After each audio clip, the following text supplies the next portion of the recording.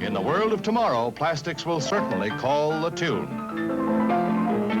The ingenious alchemy of coal and oil provides the material. Ingenious machinery presses and stamps and molds the material into a wide variety of products, articles for household use, as well as tools for industry. The future will bring plastic fabrics wondrously fine, yet resistant to wear, wrinkles, and stains. There will be furniture combining strength with lightness, comfort with eye appeal, with many contributions of the kingdom of plastics designed for practical, gracious living. The new streamlined plastics present a colorful array. The great range of hues and shades in plastic products presents a challenge for reproduction that is easily met. So in the years ahead, dreams like this and many more will become realities.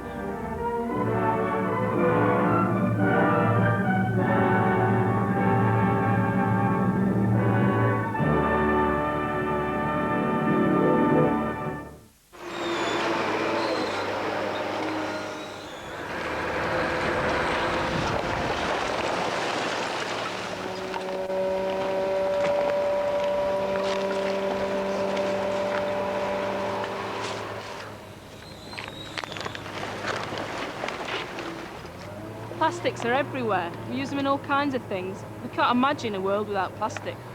The problem is when we use the bottle like this, we just throw it away and it ends up somewhere like here.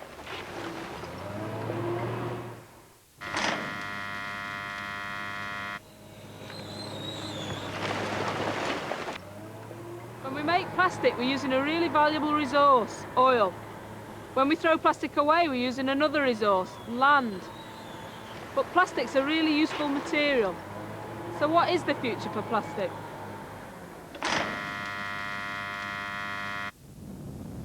Plastic is just one of a vast range of products derived from oil. Crude oil is a mixture of liquids and gases. These are mainly hydrocarbons, molecules containing only hydrogen and carbon. Much of the oil extracted from the North Sea is transferred by pipeline to Grangemouth, where it's refined on a massive scale. Fractional distillation separates out the useful components. Hot crude oil is fed in at the base of a tall column, which is kept hotter at the bottom than at the top. Fractions like diesel oils, which contain heavy hydrocarbons, tend to stay near the bottom of the tower.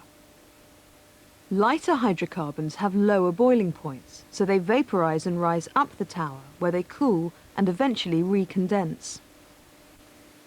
The naphtha fraction, which is used for making plastic, is extracted near the top. The naphtha fraction contains a family of hydrocarbons called alkanes. A mixture of alkanes from the refinery is fed into the furnaces behind me. In there, it is heated to very high temperatures, which cause the molecules to break into smaller molecules known as alkenes. This process is known as cracking. The carbon atoms in alkanes are linked by single chemical bonds. Cracking produces alkenes, which contain a double bond.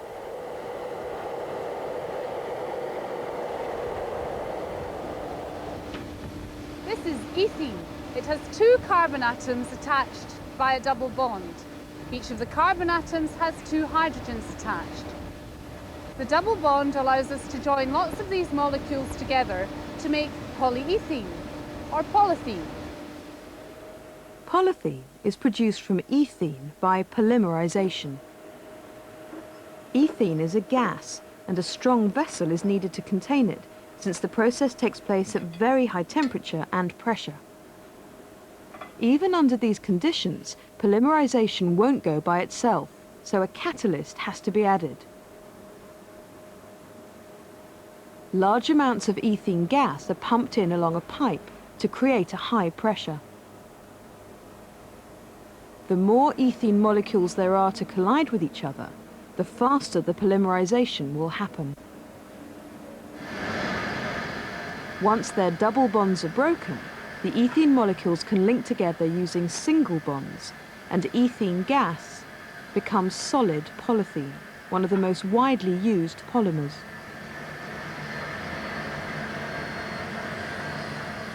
Polymers are made of very long chain molecules. I've got a model here of polythene. The black beads represent the carbon atoms and the white beads represent the hydrogen atoms.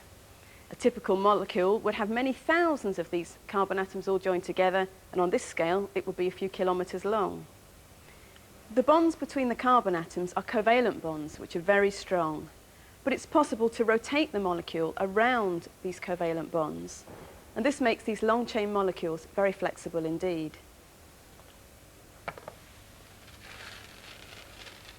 These beads are a much better model of what a polymer chain is like when it's warm and flexible. And we can mould it into whatever shape we like. To keep it in that shape, we cool it down. And this does two things to the molecules. Firstly, it can stop them rotating around the covalent bonds, and this locks the polymer chain in shape, therefore it can't move. The second thing it can do is, as we cool it down, the polymer chains pack together very closely, and they don't have room to move. Therefore, again, they're locked in shape. If we heat this polymer up again, it will become flexible again. And polymers that can be processed like this are called thermoplastic. There are many different thermoplastics with different properties, but they can all be moulded in this way, and that's what makes them so useful and so widespread.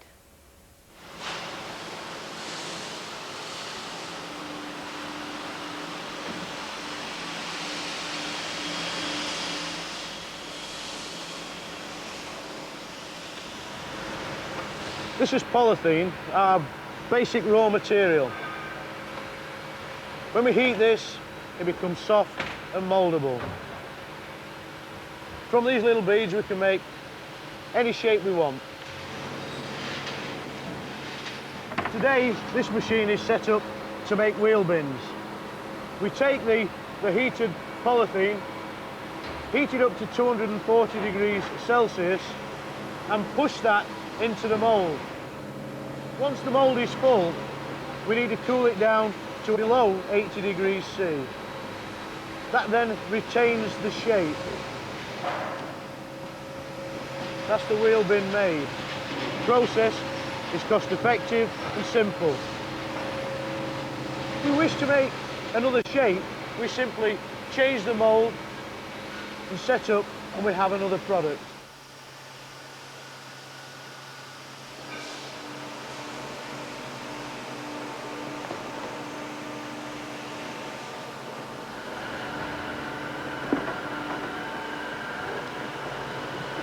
This may look like a reject, but in fact we've used air to blow it from the mould and it's deformed the base. One of the properties of plastic is that it has a memory, and by simply tapping it, it returns to the shape it picked up within the mould.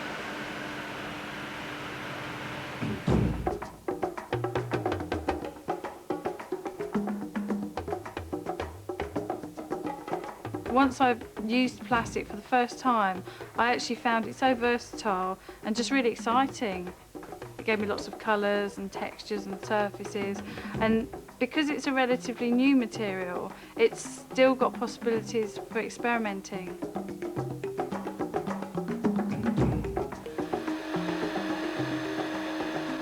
I'm starting to heat up a piece of acrylic rod, and you can see that it's becoming flexible.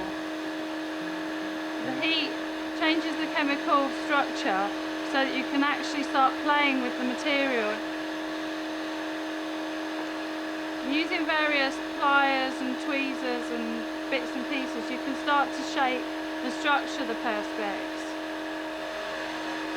You can see it starts quite jelly-like. And then I can stretch it and start to form it. Once I've held the piece of perspex into the shape that I want, I'll quench it in some water to actually make it a rigid form. And once I've got the form and the shape to the way that I want it, I'll then cut the component off, and I end up with a piece like this, which I then will colour and mask off different areas to get different colours to make some brooches.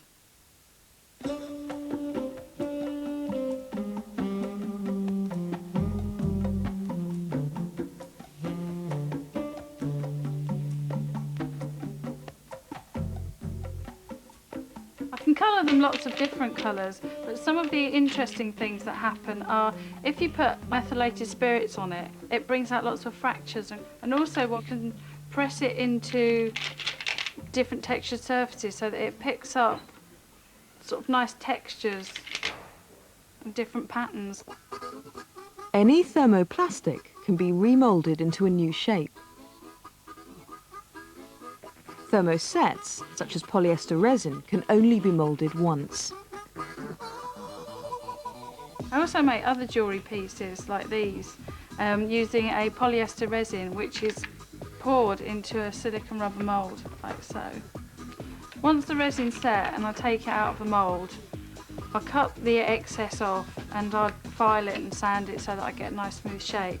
And once I've done that, I use a thicker polyester resin and texture the surface like this, and then I assemble it with silver components to make earrings.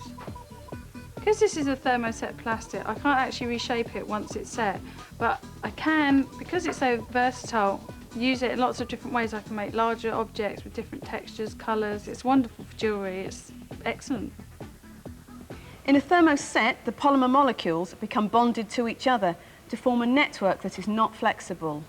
If we reheat a thermoset, these bonds won't break, so we cannot remould a thermoset, unlike a thermoplastic.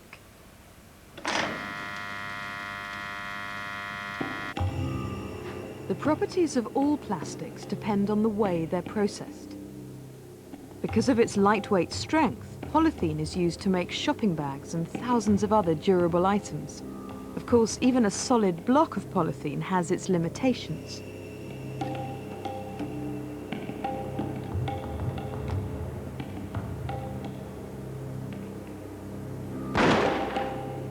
But polythene can be given unusual properties if you process it in the right way. As I start pulling on this piece of polythene, it's easy to stretch. This is because I'm uncoiling the long chain molecules. But as I stretch it more and more, these molecules are lining up, and I reach a point where it's hard to stretch anymore. The polymer is now much stronger. Let me use these beads to show you what's happening. As we stretch out the polymer, the molecules line up. We reach a point where all the molecules are lined up. To stretch it any further would require breaking the strong covalent bonds. Polymers with the molecules lined up like this will be very strong. This target was made from stretched.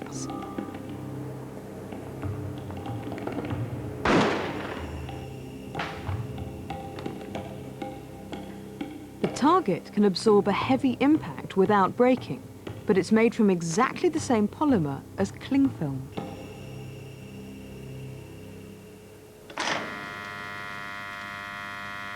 One of the great things about plastic is its strength and its durability, but that can also present us with some problems. If we throw plastics away to a landfill site like this, they won't rot and they'll be here for years and years to come. So what can we do with plastic? We could reduce the amount that we use. We could choose things with less packaging. Or we could reuse plastic, like by refilling bottles and plastics, but that could release harmful gases. And also, once we've burnt it, the plastic's lost forever. So one of the best, the most practical options for plastic at the moment is to recycle it. Here at the factory, we recycle everything we can. We recycle our plastic waste and products at the end of their life. Things such as crates, old dustbins, polythene bottles. And this is how it ends up. This we can take and reprocess, reheat and form into anything we want. Here behind me is some of the many tons of recycled plastic that we go through here at Rotherham. Recycling in this way has got to be a major part of the future for plastics. Here we're testing our wheel bins. We fill them with 100 kilos of polythene granules and we drop them from 4 metres. Obviously we're looking for the bins not to split and still to be functional. Okay?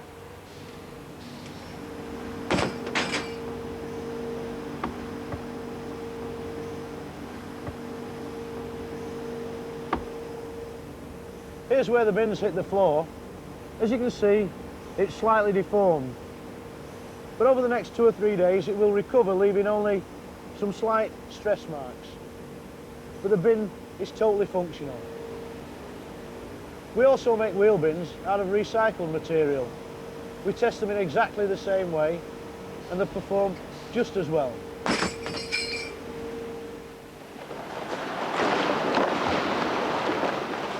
All plastics can be recycled. They need to be sorted according to which polymer they're made of.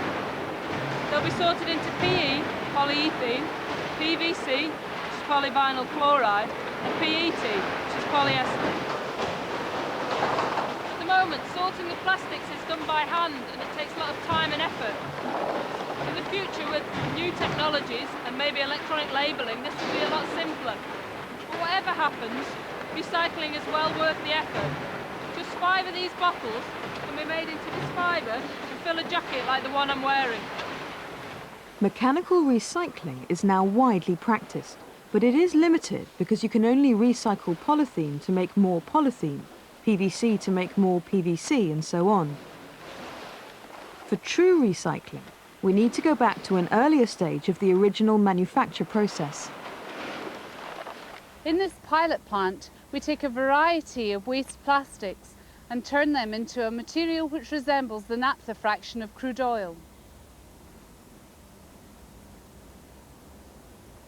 The plastic enters the reactor where it's heated to a high temperature in the absence of oxygen. This reverses the polymerization reaction by breaking the long molecules into lots of shorter chains. What we get from the process is this. Now this can be used in our cracking furnaces to produce alkenes.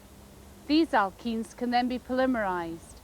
So from our waste plastics we can get any polymer we want. If this plastic hadn't been collected and sorted, it would all have ended up in landfill. It'd be buried underground, a complete waste. The thing is, we can recycle it. The mechanical recycling of plastics has its limitations. So the future for plastics must include the ability to recycle to a raw material which will enable you to make any product you want.